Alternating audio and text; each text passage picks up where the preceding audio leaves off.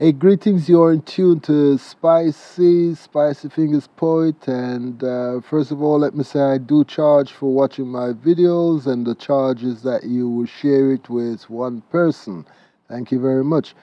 So, okay, the subject today is a little bit delicate, so I've got to be careful how I present it because, we're taught to be. I don't know if we even think about, talk about the subject of, death and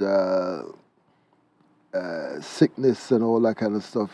So, okay, if you viewed my video, I think it was the 19th or 20th of May 2015, then you will note that I had a little bit of a uh, dramatic, traumatic,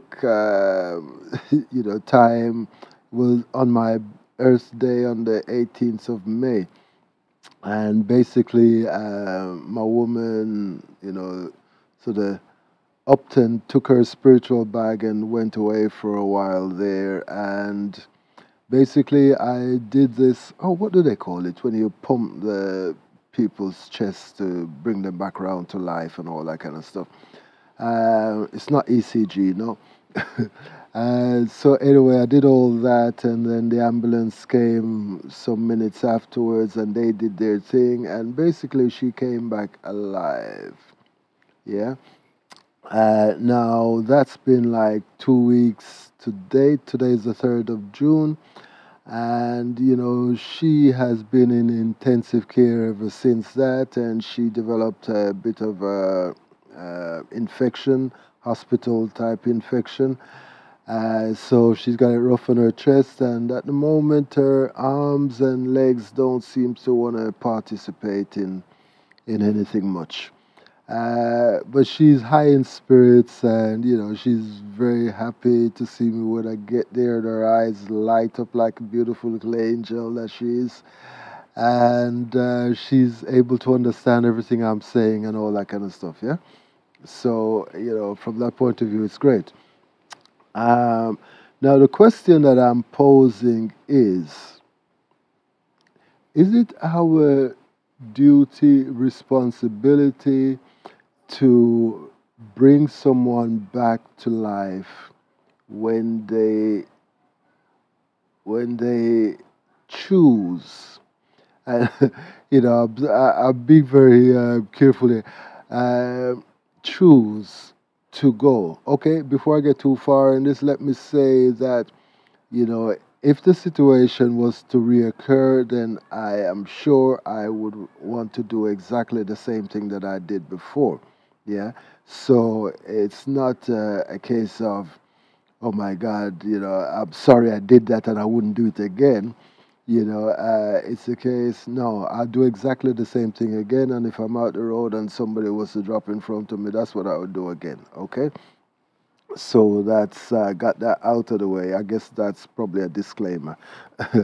um, However, as if we look back in time, if we look at, say, the Native American Indians, if we look at the Aborigines, if we look at native people of Africa, basically the native people of the world, yeah, um, they tend to, if somebody was to drop down dead in front of them, would they actually be jumping on them and pumping their chest and bringing them back to life? And I'm going back in the day now, yeah, and trying to restore them to health and to life.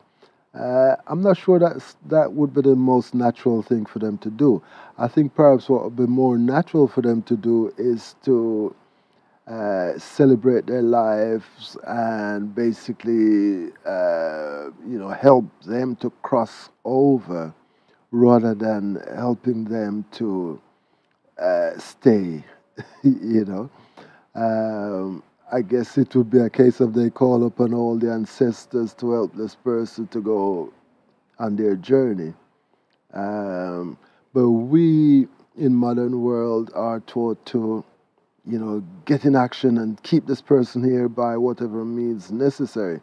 On the other hand, I guess from a Christ's point of view, we're told that Jesus Christ did bring people back from the dead and all that kind of stuff. Uh, you know, and we are here trying to follow in the footsteps of Christ. So there's that side of things, yeah. And basically, I guess since them times, since that happened, and people have been saying to me, "Oh, you saved the woman's life," And I remember for the first couple of days when I read that or heard that, it sort of brought tears to my eyes, really, and made me kind of sad. I wasn't sure why I was sad, but it's kind of made me a little bit sad when I heard that. Uh, but I guess thinking about it more as the days gone by, I've got a clearer understanding as to why I sort of felt that kind of sad feeling coming through my head. You know, um, there are times when I go to the hospital and yeah, I'm on a I wouldn't say I'm on a high or anything, but I feel good with myself. And there are other times, like a couple of nights back, I went there and I'm putting on a happy face for her, and I'm there making a clown of myself and reading her some poetry, singing her some Bob Marley songs and stuff like that. No woman, no cry, and all that kind of stuff. Uh, but at the same time, I'm looking at her. She's got this infection on her chest. She's fighting, and the arms and legs don't seem to want to move or anything. And they got all these tubes and stuff coming out of her mouth, and um, so underneath, I was very sad. I was very sad, and I'm questioning myself. Did I do the right thing for her, by her? And God forbid that she should spend the next few periods of now going through the same process where her body don't seem to want to function in the way it used to. Um, how will I feel? you know, how will I feel when I see her in that place? Yeah. Will I continue to feel the way I feel now, which is a kind of hopping between feeling good with myself and not feeling so good about the whole thing? Um, I guess these are questions, and I guess this video is really for us to open and converse about such things. And hey, give me your opinions, comment on what I'm saying, share the video, see what other people are saying about this, yeah. And in the meantime, more love and light. And as I said, take care of your people. You don't know, you do not know how long they will stay with you. This woman was happy half an hour before she took her bags and went. Yeah. So more love, more light to you all, and Jah guide and protection and peace.